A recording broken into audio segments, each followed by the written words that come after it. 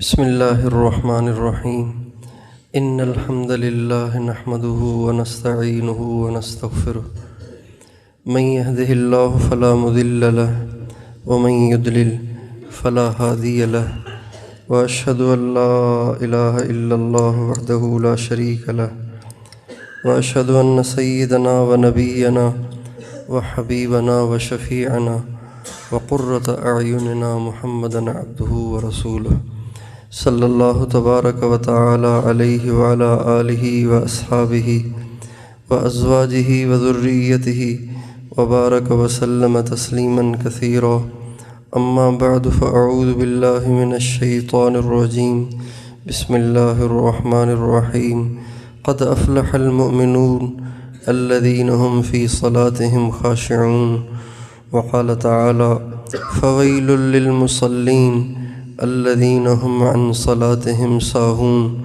وقال النبی صلی اللہ علیہ وسلم من حسنت صلاته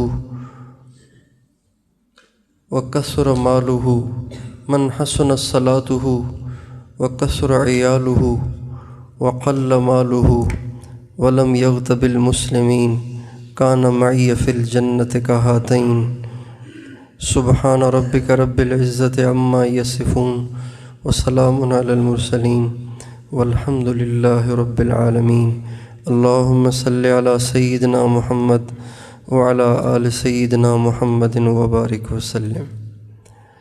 میرے محترم بھائی اور دوستو، دنیا اور آخرت کی کامیابی کا دار و مدار دین پر ہے۔ اگر زندگی میں دین ہوگا تو کامیابی مل سکتی ہے، اگر زندگی میں دین نہیں ہوگا تو نہ دنیا بنتی ہے نہ آخرت بنتی ہے۔ اور دین کے اندر کچھ احکام ایسے ہیں جو بنیاد کی حیثیت رکھتے ہیں، اساس ہیں، بنیاد ہیں۔ اگر وہ ٹھیک ہوں تو سارا دین ٹھیک ہو سکتا ہے، اگر وہ بگڑے ہوئے ہوں تو سارا دین بگڑ جاتا ہے۔ ہمارے نبی کا ارشاد ہے اول ما یحاسب بہ العبد یوم القیامت الصلاۃ۔ کل قیامت کے دن جب حساب ہوگا، ہر انسان سے حساب ہوگا، تو ہر انسان سے، ہر مسلمان سے حساب میں سب سے پہلے جس چیز کی پوچھ ہوگی وہ نماز ہے۔ کتنی زندگی ہے، کتنی نمازیں ہیں، کتنی نمازیں ڈیو تھیں اور کتنی نمازیں آپ نے پڑھی ہیں، اس کا حساب ہوگا۔ اور نماز پڑھی کیسی پڑھی، اس کا بھی حساب ہوگا۔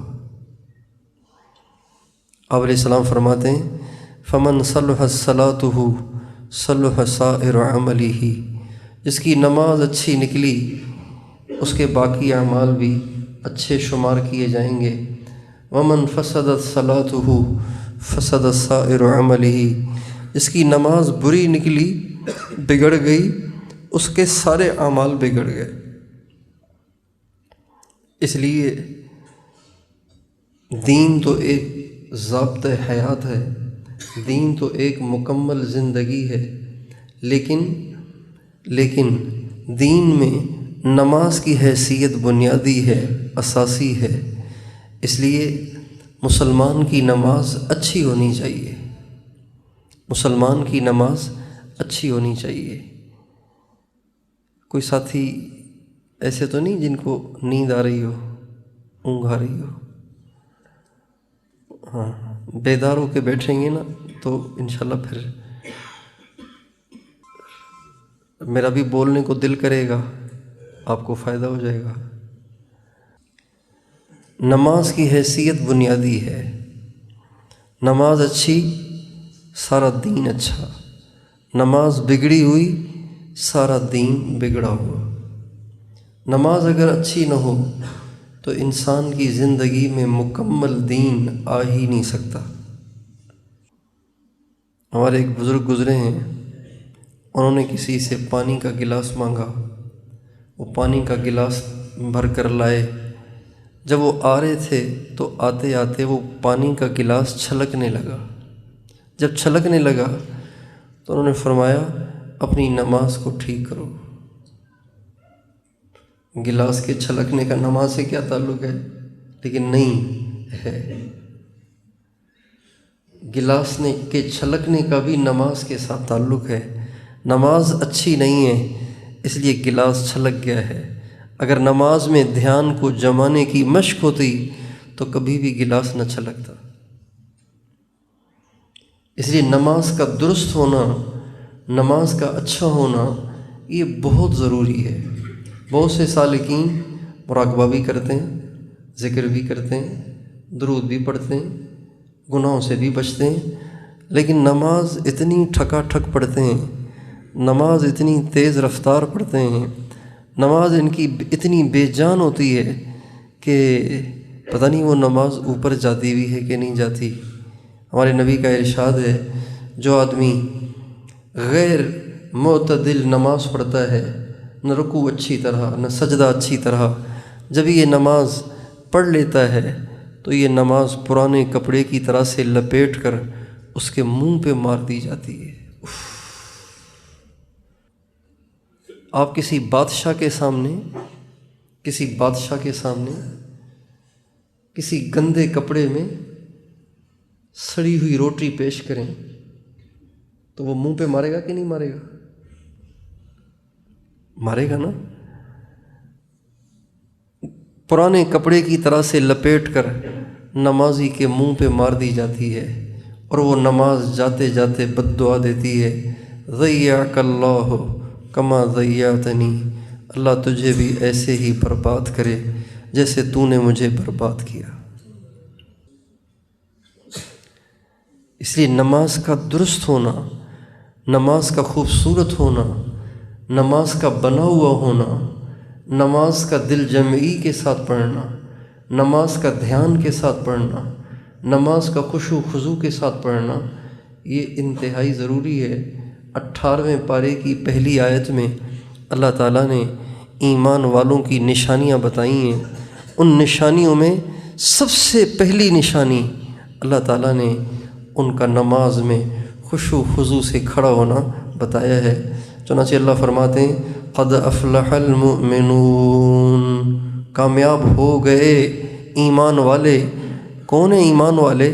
اللہ فرماتے ہیں قد افلح المؤمنون الذین هم فی صلاتهم خاشعون، مومن وہ ہیں جو نماز میں خشوع و خضوع سے کھڑے ہوتے ہیں۔ نماز انسان ایسی پڑھے جیسے بڑے سے ملاقات ہو رہی ہے، اللہ سے ملاقات ہو رہی ہے، اللہ پاک سے ملاقات ہو رہی ہے۔ اگر کسی مسلمان کو اللہ تعالیٰ روض اقدس پہ جانے کی سعادت دیتا ہے، ہمارے نبی کے روض اقدس پہ جانے کی سعادت دیتا ہے، تو وہ کتنے خشوع و خضوع سے ہوتا ہے۔ آقا سامنے ہیں، میں ان کے سامنے ہوں، میرے آقا میرے سامنے ہیں، میں اپنے آقا کے روضے پہ کھڑا ہوا ہوں، کتنا طبیعت میں خشوع و خضوع ہوتا ہے۔ لیکن اس کم بخت موبائل نے تو اب روض اقدس پہ کھڑے ہونے والوں سے بھی خشوع و خضوع چھین لیا ہے۔ آپ علیہ السلام کے روضے پہ کھڑے ہوتے ہیں، وہاں بھی ویڈیو بنا رہے ہوتے ہیں۔ پہلی دفعہ حاضری ہے، زندگی بھر کی پونجیاں جمع کر کے آئے ہیں اور آ کے ویڈیو بنا رہے ہیں۔ تو جیسے سرکار دو عالم صلی اللہ علیہ وسلم سے ملاقات کے وقت طبیعت پر ایک اثر ہوتا ہے، یہ اثر اللہ سے ملاقات کے وقت زیادہ ہونا چاہیے نا۔ حضور سے ملاقات کے وقت جو اثر ہوتا ہے، اللہ سے ملاقات کے وقت اس سے زیادہ اثر ہونا چاہیے۔ ہمارے نبی کا ارشاد ہے المصلی یناجی ربہ، جب نماز پڑھنے والا نماز کے لیے کھڑا ہوتا ہے تو اس کی اللہ سے خصوصی ملاقات شروع ہو جاتی ہے۔ یناجی کا مطلب ہے خصوصی ملاقات۔ ایک ملاقات تو ہماری ہے نا، یہ بھی ایک ملاقات ہے نہیں، پردے کے اندر آپ ہوں اور ایک اور ساتھی ہو، یہ دو کی فیس بائی فیس جو ملاقات ہو رہی ہے، فیس ٹو فیس جو ملاقات ہو رہی ہے، یہ وہ ملاقات ہے جس کو مناجات کہتے ہیں۔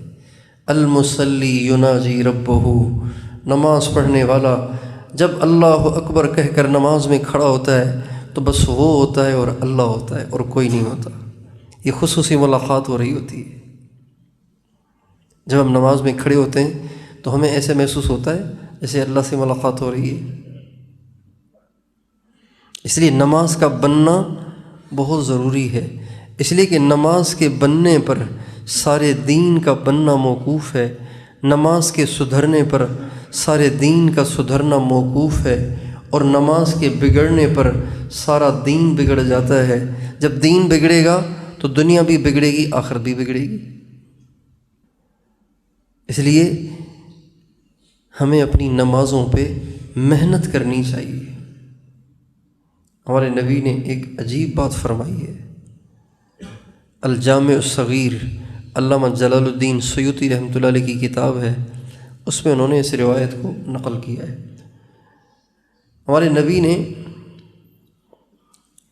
4 باتیں فرمائی ہیں، 4 باتیں آپ فرماتے ہیں یہ 4 باتیں جس مسلمان کے اندر پائی گئیں، سنیے گا، یہ 4 باتیں جس مسلمان کے اندر پائی گئیں، آپ فرماتے ہیں کان معی فی الجنت کہاتین، وہ جنت میں میرے ساتھ ایسے ہوگا،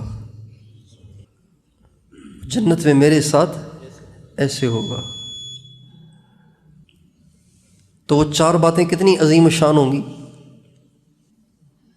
لیکن شکر ہے ہمارے نبی نے جنت میں اس طرح ساتھ ہونے کے لیے کوئی ایسی شرط نہیں لگائی جو ہمارے بس سے باہر ہو، جو بہت مشکل ہو۔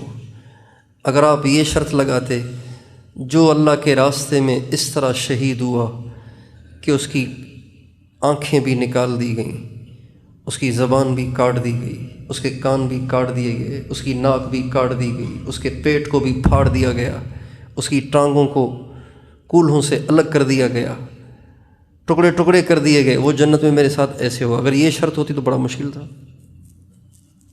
ہمارے نبی نے یہ شرط نہیں لگائی، بہت 4 باتیں اور آسان باتیں۔ سب سے پہلی بات، من حسن صلاتہ، جو حسین نماز پڑھتا ہو۔ کون سی نماز پڑھتا ہو؟ حسین نماز۔ من حسن صلاتہ، حسین نماز پڑھتا ہو۔ دوسری چیز، وکثر عیالہ، اس کی فیملی بڑی ہو، کئی بچے ہوں، بیوی بھی ہے، کئی بچے بھی ہیں، ماں بھی ہے، باپ بھی ہے۔ وقل مالہ، لیکن سیلری تھوڑی ہو، آمدن تھوڑی ہو، تنخواہ تھوڑی ہو، خاندان بڑا ہو۔ چوتھی بات، ولم یغتب المسلمین، کسی کی غیبت نہ کرتا ہو۔ کان معی فی الجنت کہاتین، وہ جنت میں میرے ساتھ ایسے ہوگا جیسے یہ 2 انگلیاں ساتھ ساتھ ہیں۔ کتنا آسان ہو گیا۔ اس لیے نماز کا حسین ہونا بہت ضروری ہے۔ کثرت سے بہتر ہے، کثرت سے بہتر ہے، زیادہ نماز پڑھنے سے، زیادہ نفلیں پڑھنے سے بہتر ہے آپ 2 ہی پڑھیں، لیکن ایسی پڑھیں کہ وہ حسین ہو، اچھی ہو۔ نماز کے اچھا ہونے کا مطلب کیا ہے؟ نماز کے اچھا ہونے کے مطلب 2 باتیں ہیں۔ ایک تو تکبیر تحریمہ سے لے کر سلام تک سارے اعمال سنت کے مطابق ہوں، سارے اعمال سنت کے مطابق ہوں، کوئی بھی عمل سنت سے ہٹ کے نہ ہو، نہ قیام سنت سے ہٹ کے ہو، نہ رکوع سنت سے ہٹ کے ہو، نہ ہاتھوں کا باندھنا سنت سے ہٹ کے ہو، نہ ہاتھوں کا اٹھانا سنت سے ہٹ کے ہو، نہ رکوع سنت سے ہٹ کے ہو، نہ رکوع میں کمر کا سیدھا کرنا سنت سے ہٹ کے ہو، نہ قومہ سنت سے ہٹ کے ہو، نہ سجدہ سنت سے ہٹ کے ہو، نہ جلسہ سنت سے ہٹ کے ہو، نہ دوسری رکعت کے لیے کھڑا ہونا سنت سے ہٹ کے ہو، نہ اتحیات میں بیٹھنا سنت سے ہٹ کے ہو، نہ تشہد میں انگلی اٹھانا سنت سے ہٹ کے ہو، نہ سلام پھیرنا سنت سے ہٹ کے ہو۔ جس کی یہ ساری نماز سنت سے ہٹ کر ہے تو اس کو نماز کے حسن کا ایک حصہ حاصل ہو گیا، آدھا حسن اسے حاصل ہو گیا۔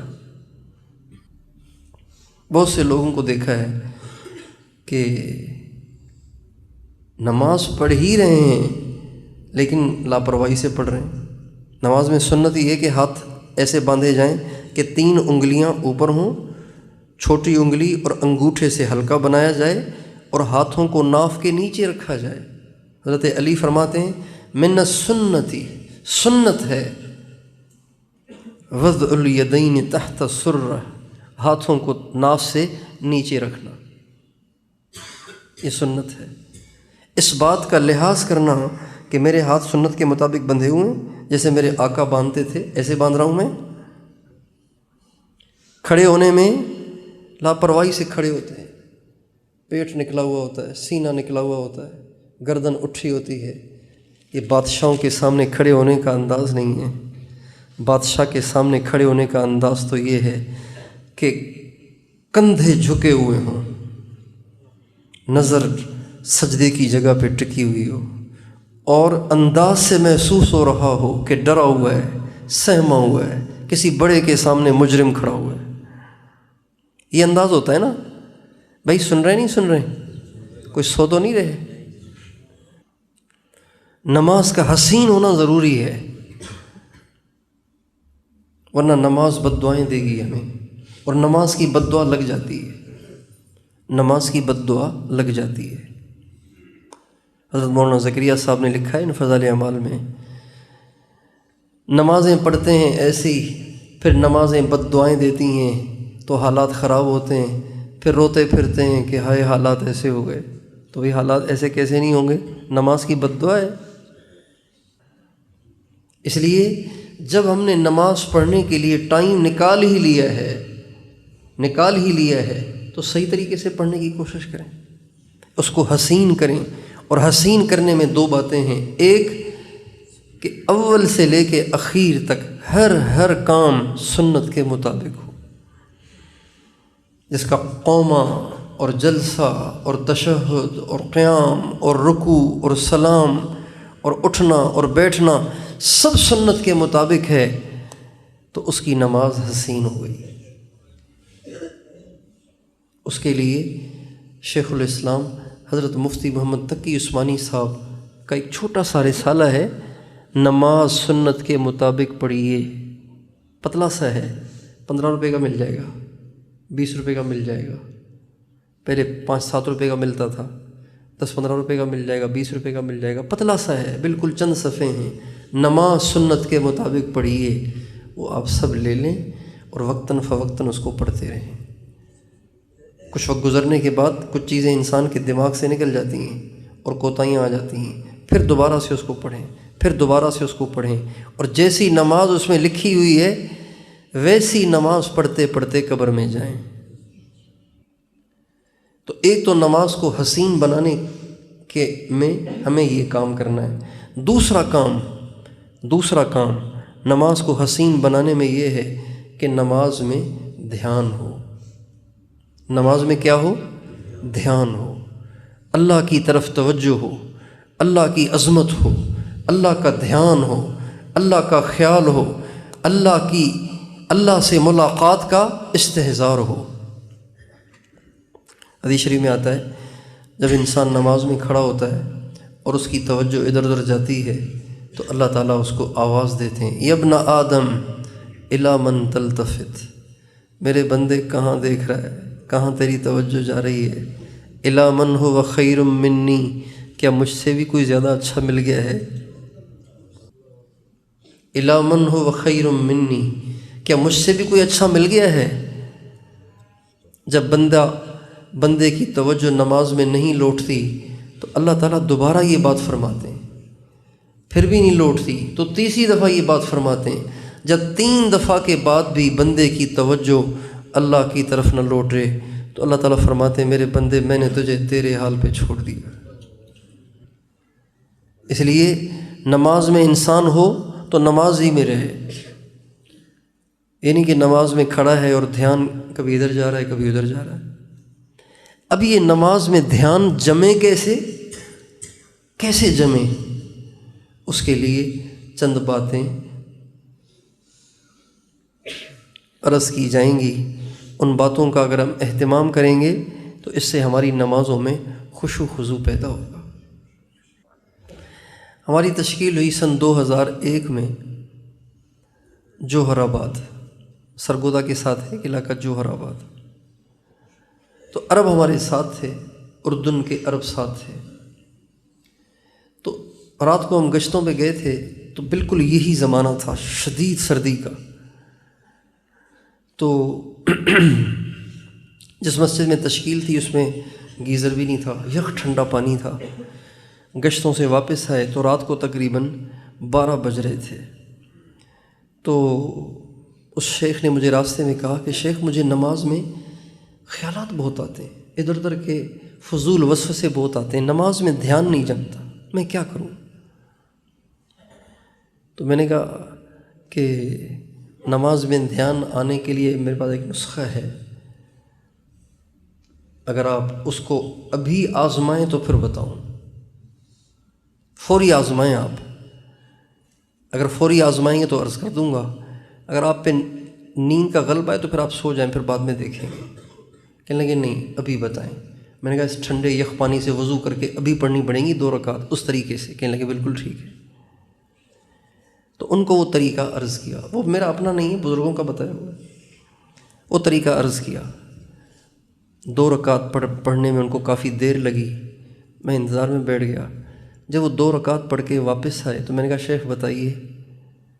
کہنے لگے واللہ ما صلیت مثل هذه الصلاة فی حیاتی قط، اللہ کی قسم میں نے زندگی میں ایسی نماز کبھی نہیں پڑھی، مجھے ایسے لگ رہا ہے جیسے میں نے نماز پڑھی ہی آج ہے۔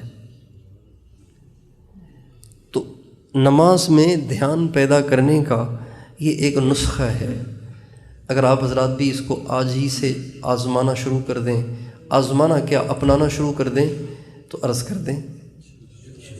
ہاں جی آج ہی سے شروع کر دیں گے۔ یا نماز کے بعد بہت سارے کام ہوتے ہیں، جلدی سے نماز کو نمٹا کے وہاں جانا ہوتا ہے، ایسے نہ کریں۔ نماز کو بگاڑ کے جس کام میں لگیں گے وہ کام کبھی بھی نہیں بن سکتا۔ جس کام کو بنانے کے لیے آپ نماز کو برباد کریں گے وہ کام بن جائے گا؟ کیسے بنے گا؟ ہاں نماز کو بنا کے پڑھ کر جب آپ کسی کام میں لگیں گے تو اللہ کی مدد ساتھ ہوگی، وہ کام بھی ہو جائے گا۔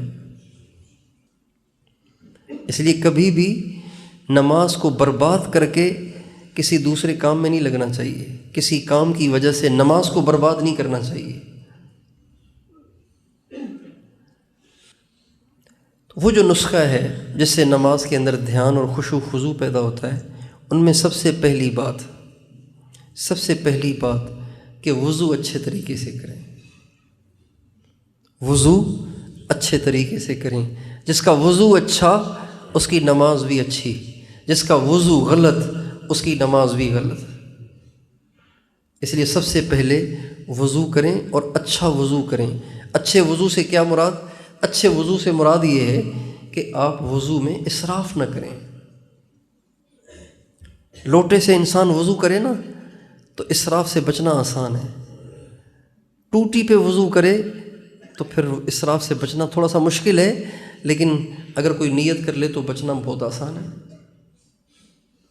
ہمارے حضرت مولانا نذر الرحمن صاحب دامت برکاتہم العالیہ کو ہم نے دیکھا کہ وہ ہمیشہ اتنی ٹوٹیوں کے باوجود بھی ایک چھوٹا سا کین رکھا ہوا ہے انہوں نے، اسی میں وضو کرتے ہیں ہمیشہ۔ ہمارے نبی جس برتن سے وضو کرتے تھے وہ تقریباً 3 پاؤ کا برتن تھا۔ 3 پاؤ سے آپ وضو فرماتے تھے۔ کتنے پانی سے؟ کتنے پانی سے آپ وضو کرتے تھے؟ 3 پاؤ سے، تقریباً 3 پاؤ پانی سے آپ وضو کرتے تھے، یعنی 2 گلاس۔ اور 2 گلاس بہت پانی ہے، بہت اچھا وضو ہو سکتا ہے۔ ہماری جماعت گئی صومالیہ میں ایک ایسے علاقے میں جہاں پانی نہیں تھا، پانی خرید کے لاتے تھے۔ اب خریدا ہوا پانی تو پھر آدمی کیسے خرچ کرے گا، آپ خود ہی سوچیں۔ ایک کپ سے وضو کرتے تھے، ایک کپ سے، سب کو کرنا پڑتا تھا، کسی کا کمال نہیں تھا، سارے کرتے تھے، ایک کپ سے وضو اور ایک لوٹے سے غسل، ایک لوٹے سے غسل کرے، غسل کی حاجت ہو گئی تو ایک لوٹے سے کرتے تھے اور وضو کرتے تھے ایک کپ سے۔ تو ہمارے نبی تو 2 گلاس سے وضو کرتے تھے، اچھے طریقے سے ٹھیک ٹھاک وضو ہو سکتا ہے 2 گلاسوں سے۔ تو وضو اچھا ہو تو نماز بھی اچھی ہو جائے گی۔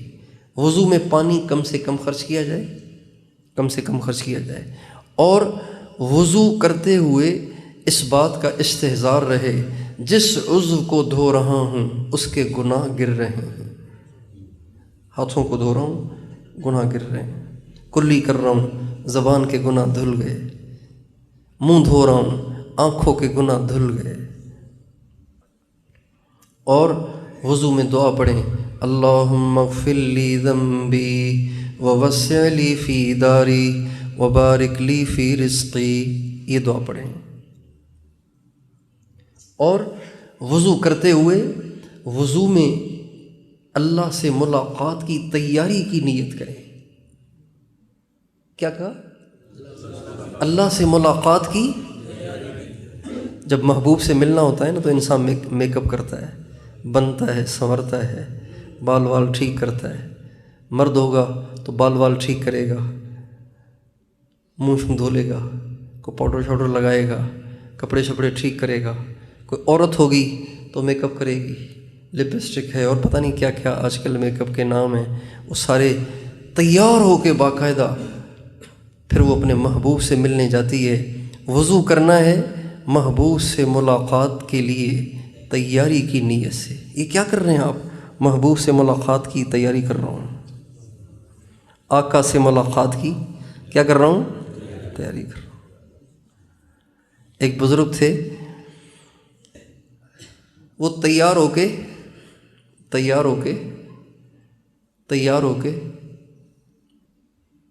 آ کے مصلی پہ کھڑے ہوتے تھے، کہتے تھے اللہ میاں میں لوگوں سے نہیں پوچھتا کہ میں کیسا لگ رہا ہوں، تو بتا میں تجھے کیسا لگ رہا ہوں۔ کم تتزین للناس وہل تزینت لاجلی، حدیث قدسی، میرے بندے تو لوگوں کے لیے برتا سورتا ہے، کبھی میرے لیے بھی بنا سورا ہے؟ کم تتزین للناس وہل تزینت لاجلی، کبھی تو میرے لیے بھی بنا سورا ہے؟ تو وضو کرنا ہے ایسے جیسے محبوب سے ملتے وقت عورت میک اپ کرتی ہے نا، جیسے نئی دلہن کو میک اپ کرایا جاتا ہے نا اس کے دولہے کے پاس بھیجنے کے لیے، بس اس طرح ہمیں وضو کے ذریعے میک اپ کرنا ہے، اس لیے کہ اللہ سے ملنے جا رہا ہوں، اللہ سے ملاقات ہے، تیاری کر رہا ہوں۔ آنکھیں گندی ہیں، گناہ کرتا ہوں، آنکھیں گندی ہو گئی ہیں، منہ دھو کر اس گندگی کو دور کر رہا ہوں۔ زبان گندی ہے، منہ دھو کر اس کو پاک کر رہا ہوں۔ ہاتھ گندے ہیں، دھو کر اسے پاک کر رہا ہوں۔ ہمارے نبی کا ارشاد ہے جو آدمی وضو سے پہلے بسم اللہ والحمد للہ پڑھ لیتا ہے، اللہ تعالیٰ اس وضو سے اس کے سارے وجود کے گناہوں کو معاف کرتے ہیں، یہاں تک کہ اس کا جو آخری قطرہ ٹپکتا ہے تو وہ آخری گناہ کو لے کر ٹپکتا ہے۔ تو وضو کس استحضار سے کرنا ہے؟ اللہ سے ملاقات کی تیاری، میک اپ ہو رہا ہے، تیاری ہو رہی ہے، اللہ سے ملاقات ہے۔ بتائیے اس استحضار اور نیت کو کرنے سے وضو میں زیادہ ٹائم خرچ ہوگا یا پانی زیادہ خرچ ہوگا یا کوئی مشقت آئے گی؟ کچھ بھی نہیں ہے، کتنا آسان ہے۔ ایک کام تو یہ کریں، وضو کو اچھا کریں۔ دوسرا کام یہ ہے کہ جب نماز پڑھنی ہو تو فوراً آ کے نماز نہ پڑھیں، نماز سے پہلے تھوڑی دیر مراقبہ کریں، چاہے 2 منٹ کریں، اور نہیں تو 1 منٹ کریں، اور نہیں تو آدھا منٹ کر لیں، لیکن ایسے ہی منہ اٹھا کے آئے اور آ کے کھڑے ہو گئے، ایسے نہیں، بلکہ آئیں اور کچھ دیر بیٹھیں۔ کس کے سامنے کھڑا ہونے لگا ہوں میں؟ کس کے دربار میں ابھی حاضری ہے؟ تھوڑی دیر بیٹھ کے سوچیں، مراقبہ کریں۔ اللہ کے سامنے پیشی ہے، اللہ کے سامنے حاضری ہے، تھوڑا سا یہ مراقبہ کریں۔ یہ 2 کام ہو گئے۔ تیسرا کام، جب نماز کے لیے کھڑے ہوں تو وہ جو پہلی تکبیر کہتے ہیں نا، پہلی تکبیر اس کو پورے دھیان، پورے تصور اور پورے استحضار اور پوری عظمت اور ترجمے کے استحضار کے ساتھ اور ہلکی سی آواز کے ساتھ کہیں۔ دیکھیں، اللہ اکبر۔ کیا مطلب؟ اللہ اکبر، اللہ سب سے بڑا، کتنا بڑا ہے، اس کے سامنے اتنا سمے۔ ہمارے حاج صاحب کے پاس ایک ڈائری تھی، اس میں حاج صاحب نے اپنے دل کی باتیں، راز کی باتیں لکھ رکھی تھیں۔ بزرگوں سے ملاقاتیں ہوئیں، انہوں نے کچھ فرمایا، کچھ باتیں کچھ ذہن میں رکھنے کی، کچھ عمل میں لانے کی، تو وہ حاج صاحب کی طبیعت تھی کہ اس کو لکھ لیا کرتے تھے۔ تو وہ ڈائری مجھے انہوں نے مرحمت فرمائی تھی کچھ عرصے کے لیے کہ تم اس کو پڑھو اور اس کے مطابق اپنے پر محنت کرو۔ تو اس ڈائری میں ایک جگہ یہ بھی لکھا ہوا تھا کہ ایک بہت بڑے بزرگ تھے، ان سے حاج صاحب کی ملاقات ہوئی، تو انہوں نے بات فرماتے فرماتے نماز سے متعلق ہی بات چل رہی تھی، نماز سے متعلق ہی چل رہی تھی، تو حاج صاحب سے فرمانے لگے، عبد الوہاب شرم کرو کہاں کھڑے ہو، عبد الوہاب شرم کرو کہاں کھڑے ہو، جہاں جبریل بھی پر نہیں مارتے۔ عبد الوہاب شرم کرو کہاں کھڑے ہو، جہاں جبریل بھی پر نہیں مار سکتے، وہاں تمہیں کھڑا ہونے کا موقع دیا گیا ہے، کچھ خیال کرو کہ کیسے کھڑا ہونا چاہیے۔ تو جب تیسری بات، جب تکبیر تحریمہ کہیں تو ہلکی سی آواز، اللہ کی عظمت اور اللہ اکبر کے ترجمے کے استحضار کے ساتھ، اللہ اکبر۔ اس تکبیر کو اگر آپ دھیان، قوت، آواز اور خشوع و خضوع کے ساتھ کہیں گے نا تو ساری نماز پہ اس کا اثر ہوگا۔ یہ کتنی باتیں ہو گئیں؟ 3 باتیں۔ چوتھی بات یہ ہے کہ پوری نماز میں اس دھیان کو جمانے کی کوشش کریں، کہ اللہ دیکھ رہا ہے، جو پڑھ رہا ہوں اسے سن رہا ہے، اللہ دیکھ رہا ہے، جو پڑھ رہا ہوں اسے سن رہا ہے، اللہ دیکھ رہا ہے، جو پڑھ رہا ہوں اسے سن رہا ہے۔ ابھی ہمیں نماز پڑھانی ہو تو پڑھتے ہیں امام کعبہ کی طرح، جب اپنی پڑھ رہے ہوتے ہیں تو خود بھی نہیں سمجھ رہے ہوتے کیا پڑھ رہے ہیں۔ اللہ دیکھ رہا ہے، جو پڑھ رہا ہوں اسے سن رہا ہے۔ اور یہ دھیان، اس دھیان سے آپ کی نماز کا کوئی رکن خالی نہیں ہونا چاہیے۔ امام کے پیچھے تو آدمی تابع ہے، رکن کو لمبا کر نہیں سکتا ہے، تو امام کے پیچھے تو چوکنا کھڑا ہونا چاہیے کہ کہیں کوئی رکن اس دھیان کے بغیر نہ گزر جائے۔ آپ قیام میں کھڑے امام کے پیچھے، پتہ نہیں کہاں گم ہوئے کہ امام نے رکوع کی تکبیر کہہ لی، اب تو آپ کو کہنی ہے، تو اس کا مطلب یہ ہے کہ قیام آپ کا اللہ کے دھیان کے بغیر گزر گیا، اب یہ واپس نہیں آئے گا، ختم ہو گیا۔ اب آپ رکوع میں کوشش کریں کہ رکوع میں یہ دھیان رہے، اللہ دیکھ رہے ہیں، سن رہے ہیں، چاہے یہ دھیان ایک ہی دفعہ آئے، پھر بے شک چلا جائے، ایک ہی دفعہ آ جائے، لیکن آئے ضرور۔ قیام میں یہ دھیان ایک دفعہ آ جائے کہ اللہ دیکھ رہے ہیں، سن رہے ہیں، رکوع میں ایک دفعہ یہ دھیان آ جائے اللہ دیکھ رہے ہیں، سن رہے ہیں، قومے میں ایک دفعہ یہ دھیان آ جائے اللہ دیکھ رہے ہیں، سن رہے ہیں، سجدے میں یہ دھیان آ جائے اللہ دیکھ رہے ہیں، چاہے بعد میں نہ رہے، بعد میں ٹکے ہی نہیں، اسی وقت چلا جائے، کوئی بات نہیں، لیکن یہ ایک دفعہ دھیان آ جائے۔ اسی طرح التحیات میں یہ دھیان ایک دفعہ آ جائے، اللہ دیکھ رہے ہیں، سن رہے ہیں۔ اگر آپ قیام میں کھڑے ہیں اور آپ پتہ نہیں کہاں گم ہو گئے، الحمد بھی ہو گئی اور علم تر بھی ہو گئی اور آپ کو پتہ ہی نہیں چلا، اب رکوع کا وقت آیا، اچانک آپ کو ہوش آیا، ارے دھیان تو جمایا ہی نہیں، تو لیلاف بھی پڑھ لیں، تاکہ ایک دفعہ تو دھیان آ جائے نا، کوئی رکن ایک دفعہ کے دھیان سے تو خالی نہ ہو۔ اس طرح آپ رکوع میں چلے گئے، 3 دفعہ تسبیح پڑھ لی، پھر خیال آیا کہ ارے اب تو رکوع سے اٹھنے کا وقت آ گیا، دھیان تو بنایا ہی نہیں، تو 5 دفعہ پڑھ لیں اور دھیان بنا لیں۔ بات سمجھ میں آ رہی ہے؟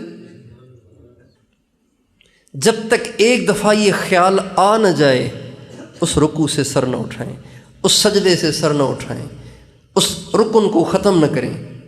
اگر آپ اپنی نماز پڑھ رہے ہیں، امام کے پیچھے ہیں، تو بس ندامت ہی ہے اور کچھ نہیں۔ یہ کتنے کام ہو گئے؟ 4۔ اور پانچواں کام جب سلام پھیر چکیں تو ایک دفعہ کہیں اللہ اکبر، پھر 3 دفعہ کہیں استغفر اللہ استغفر اللہ استغفر اللہ۔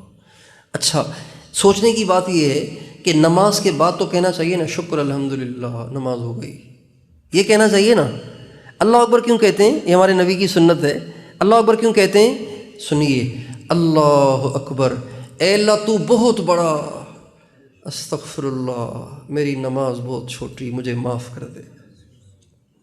3 دفعہ، اے اللہ جیسے تیرے سامنے کھڑا ہونا چاہیے تھا میں کھڑا نہ ہو سکا، جیسے تیرے دربار میں حاضری دینی چاہیے تھی، جن آداب سے تیرے دربار میں حاضری دینی چاہیے تھی ان آداب کے ساتھ میں حاضری نہ دے سکا، مجھے معاف کر دے۔ اس پر پڑھتے ہیں استغفر اللہ استغفر اللہ استغفر اللہ۔ کہ 5 کام کر لیں، نماز میں جان آ جائے گی، نماز حسین ہو جائے گی۔ نماز کے ظاہر کو بنانے کے لیے ہر عمل کو سنت کے مطابق، نماز کے باطن کو بنانے کے لیے یہ 5 کام کریں۔ انشاءاللہ آپ ایک دن ہی میں اپنی نماز میں زمین آسمان کا فرق محسوس کریں گے۔ تیار ہیں؟ اپنی نمازوں پہ محنت کریں گے؟ اچھا، اور دوسری چیز ہمارے نبی نے جو فرمائی، وَكَثُرَ عِيَالُهُ وَقَلَّ مَالُهُ، خاندان تو بڑا ہے لیکن آمدن بہت تھوڑی ہے، سیلری بہت تھوڑی ہے۔ تو اگر کسی کو یہ حالات پیش آ جائیں تو صبر کرے، اس استحضار کے ساتھ کہ جنت میں حضور کا ساتھ ملے گا اس کی برکت سے۔ مالدار کے لیے تو نہیں ہے یہ چیز، جس کی بہت سیلری ہے اور بچے بھی صرف 2 ہی ہیں، والدہ بھی چلی گئی، والد بھی چلا گیا، گھر بھی اپنا ہے، تو اس کے لیے تو کوئی مسئلہ ہی نہیں ہے۔ لیکن اگر کسی کا مکان بھی کرائے کا ہے، بچے بھی خوب ہیں، بیوی بھی بیمار رہتی ہے، بوڑھے ابا بھی بیمار ہیں، بوڑھی ماں بھی بیمار ہے، اور تنخواہ بہت تھوڑی ہے، اپنا ہی گزارا کرنا مشکل ہے، تو امی اور ابو کی دوائیاں اور بیوی کی دوائیاں کہاں سے لاؤں بھائی؟ بچوں کی فیس کہاں سے لاؤں؟ اگر کسی کو ایسے حالات درپیش ہیں تو یہ اس کے لیے بشارت ہے کہ وہ جنت میں حضور کے ساتھ ایسے ہوگا جیسے یہ انگلی اس انگلی کے ساتھ ہے، اگر صبر کرے گا اور اس کے ساتھ 2 کام اور کرے گا کہ نماز حسین پڑھے، کسی کی غیبت نہ کرے۔ یہ 3 باتیں ہو گئیں۔ چوتھی بات، وَلَمْ يَغْتَبِ الْمُسْلِمِينَ، کسی مسلمان کی غیبت نہ کرے۔ یہ غیبت اتنی عام ہے کہ دیندار لوگ بھی اس سے بچے ہوئے نہیں ہیں، علماء بھی بچے ہوئے نہیں ہیں، طلباء بھی بچے ہوئے نہیں ہیں، ہم تبلیغ والے بھی بچے ہوئے نہیں ہیں، اور یہ خانقاہوں کے سالکین بھی بچے ہوئے نہیں ہیں۔ جب تک غیبت نہ کریں کھانا ہی ہضم نہیں ہوتا، غیبت نہ کریں تو سکون ہی نہیں ملتا۔ ایسا غیبت کا چسکا لگ گیا ہے، جیسے ہیرونچی کو ہیرون کا چسکا ہوتا ہے نا، اس کے بغیر اسے چین نہیں آتا، چرسی کو چرس پیے بغیر چین نہیں آتا۔ آج ہمیں غیبت کیے بغیر چین نہیں آتا، حالانکہ غیبت کرنا کبیرہ گناہ ہے، اور کبیرہ گناہوں میں بھی بڑا کبیرہ گناہ ہے۔ اور غیبت کسے کہتے ہیں؟ غیبت کہتے ہیں کسی مسلمان کا برائی کے ساتھ تذکرہ کرنا۔ اگر وہ نہیں ہے تو یہ غیبت ہے، اگر وہ موجود ہے تو غیبت بھی ہے، دل آزاری اور بے عزتی بھی ہے۔ اور کسی مسلمان کی دل آزاری اور بے عزتی کرنا اپنی ماں سے بدکاری کرنے سے بڑا گناہ ہے۔ لوگ کہتے ہیں میں تو اس کے سامنے بھی کہہ سکتا ہوں، اس میں کیا بات ہے، میں تو اس کے سامنے بھی کہہ سکتا ہوں۔ تو سامنے بھی کہہ سکتا ہوں کا مطلب یہ تھوڑی کہ سامنے کہنا جائز ہے۔ سامنے کہنے سے تو 2 گناہ ہوں گے، دل آزاری اور بے عزتی بھی ہوگی اور غیبت بھی ہوگی، اس کا عیب بھی ذکر کر لیا آپ نے اور اس کا دل بھی دکھا دیا۔ غیبت تو آپ نے کی، پتہ نہیں اس کو پتہ چلا بھی نہیں چلا، نہیں پتہ چلا تو بڑا آسان ہو گیا مسئلہ۔ اس لیے غیبت سے ہمیں بچنا ہے۔ ایک شخص کسی کی غیبت کر رہا تھا، حضرت امام زین العابدین رحمۃ اللہ علیہ کا وہاں سے گزر ہوا، فرمایا غیبت نہ کرو، غیبت کتا صفت لوگوں کا کام ہے۔ کس کا کام ہے؟ کس کا کام ہے؟ کتا صفت لوگوں کا کام ہے۔ جو کتے کی سی زندگی گزارتے ہیں وہ کرتے ہیں غیبت، کتا صفت لوگوں کا کام ہے، امام زین العابدین فرماتے ہیں۔ اس لیے غیبت نہ کریں۔ ہمارے نبی کا ارشاد ہے، یا معشر من آمن بلسانہ، اے وہ لوگ جو صرف زبان سے اسلام لائے ہو اور دل میں ان کے ایمان نہیں پہنچا، لا تغتابوا المسلمین ولا تتبعوا عوراتہم، مسلمانوں کی غیبت مت کیا کرو، ان کی ٹروہ میں نہ لگا کرو، ان کے عیوب کے پیچھے نہ پڑا کرو۔ یا معشر من آمن بلسانہ، اے وہ لوگ جو زبان سے ایمان لائیں ابھی دل مسلمان نہیں ہوئے۔ اس سے پتہ چلتا ہے کہ مسلمان کی غیبت کرنا مسلمان کا کام نہیں ہے، یہ کس کا کام ہے؟ منافق کا کام ہے۔ جس کی زبان اسلام لائے اور دل اسلام نہ لائے اس کو کیا کہتے ہیں؟ منافق کہتے ہیں نا۔ تو غیبت کرنا منافق کی نشانی ہے، منافق کی علامت ہے، منافقت کی علامت ہے۔ اس لیے دوستو ہمیں غیبت سے بچنا ہے۔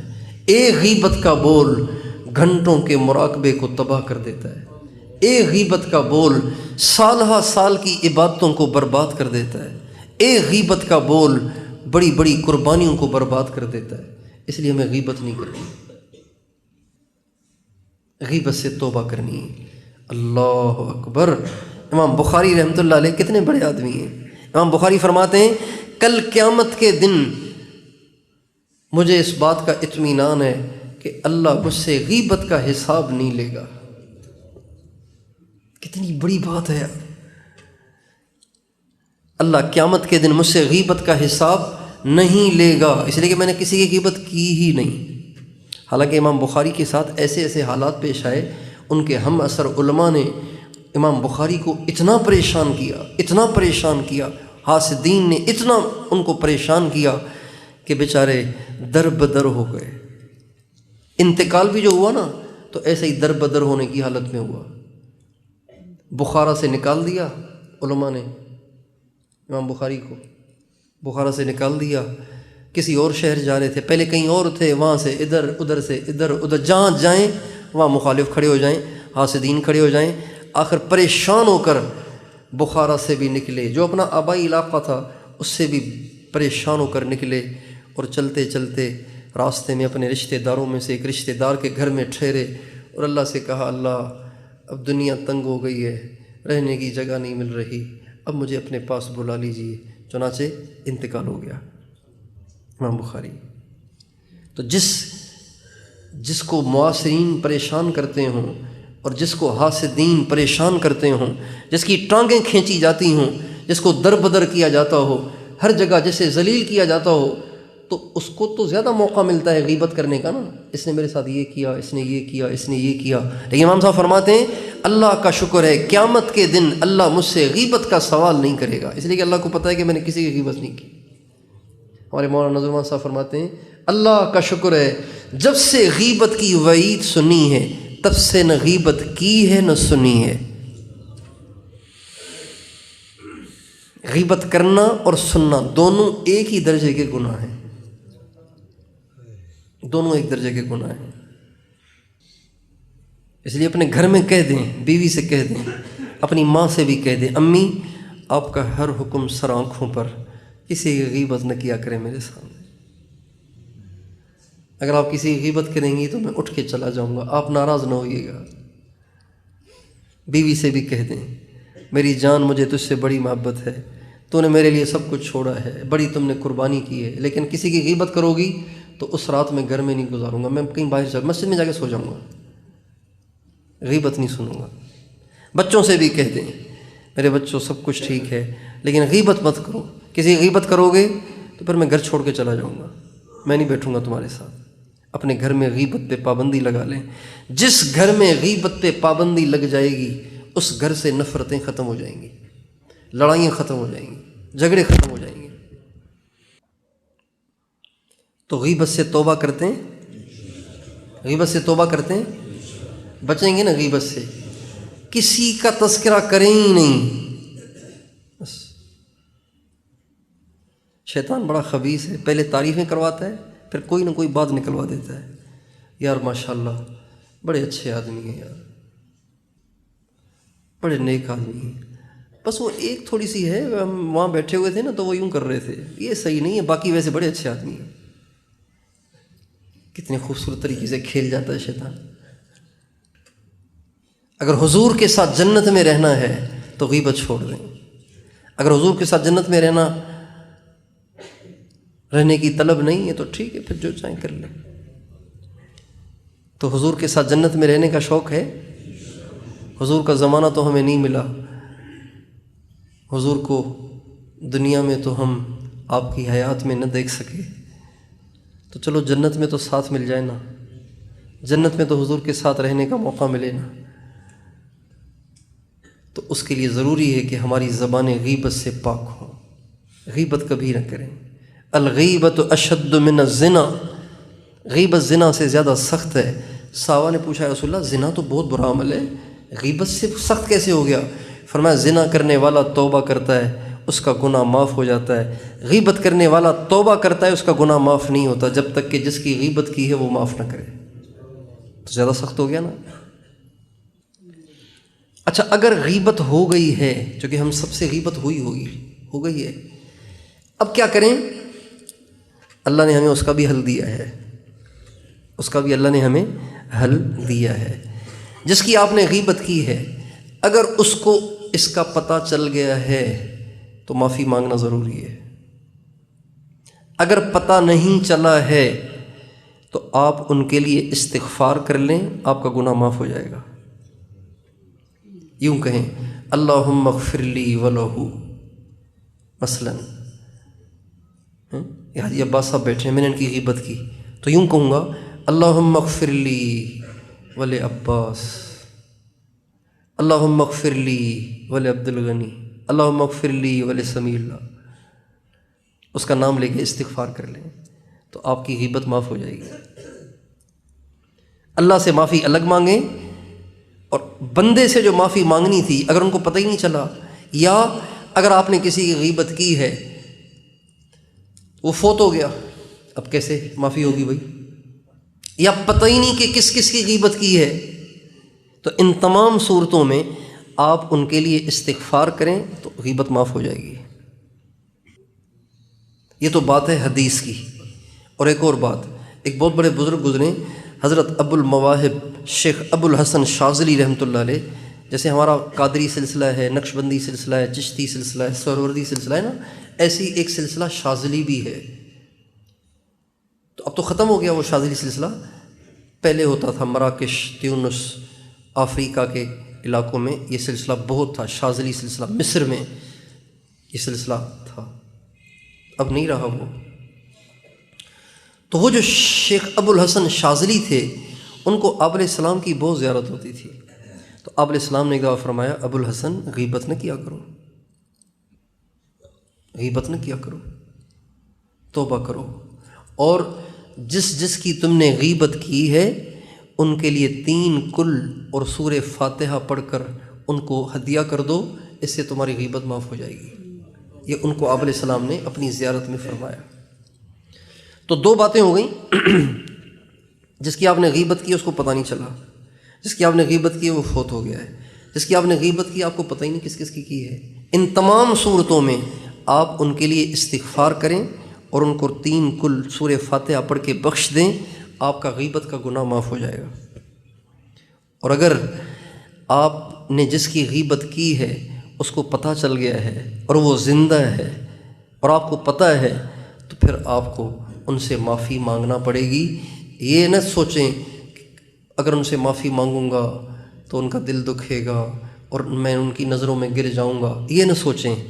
آج ان کی نظروں میں گر جائیں اللہ کی نظروں میں گرنے سے پہلے، اس لیے کہ اگر اپنے حق کا مطالبہ انہوں نے قیامت کے دن کر لیا تو آپ کے پاس تو کچھ بھی نہیں ہوگا، کہاں سے لائیں گے ان کو دینے کے لیے؟ اس لیے دنیا ہی میں اس کی تلافی کر لی جائے۔ تیار ہیں انشاءاللہ؟ غیبت کے کفارے کی صورتیں سمجھ میں آ گئیں؟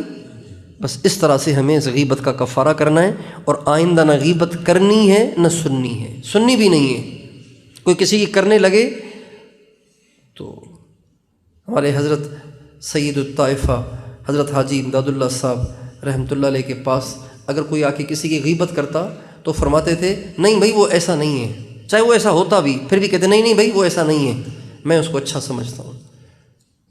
تو آگے اس کو بولنے کی ہمت ہی نہیں ہوتی تھی، آگے اس کو بولنے کی ہمت ہی نہیں ہوتی تھی۔ اور حضرت تھانوی رحمۃ اللہ علیہ کا طریقہ ایک اور تھا، وہ یہ تھا کہ ایک دفعہ آپ کی ایک رشتہ دار عورت نے ایک دوسری رشتہ دار عورت کی آ کر غیبت کی، تو آپ نے فرمایا پالکی منگواؤ، ساتھیوں سے کہا پالکی منگواؤ۔ کہا کیوں؟ کہا اس عورت کو اس پالکی میں بٹھا کے لے کر جانا ہے اس کے پاس کہ یہ تیرے بارے میں یوں کہہ رہی ہے، بتاؤ بات صحیح ہے؟ تو اس عورت کو پتہ چلا، کہا نہیں میں نہیں جاؤں گی اس کے پاس۔ تو میں ٹھیک ہے پھر آپ یہیں بیٹھے، میں اس کو لے رہا ہوں، اس کو لا رہا ہوں آپ کے پاس، پتہ چل جائے گا۔ اب جب یوں کیا جائے گا تو کسی کو آپ کے سامنے غیبت کرنے کی مجال ہوگی؟ کوئی کسی غیبت کرنے لگے اسے کو آؤ ذرا ان کے پاس چلتے ہیں، ان کے سامنے ذرا کہہ دو۔ اگر یہ بات حق ہے تو ڈرتے کیوں ہو، پھر گھبراتے کس بات سے ہو؟ چل کے کہہ دو، سامنے چل۔ تو انشاءاللہ آئندہ وہ کبھی آپ کے سامنے کسی غیبت نہیں کرے گا۔ یہ ہمارے بزرگوں کے نسخے ہیں غیبت سے بچنے کے لیے، غیبت کو سننے سے بچنے کے لیے۔ تو کیا خیال ہے، اپنی نمازوں پہ محنت کریں گے، صبر شکر والی زندگی گزاریں گے، غیبت سے بچیں گے، جو ہو گئی اس کا کفارہ کریں گے؟ اللہ تعالی ہم سب کو توفیق عطا فرمائے۔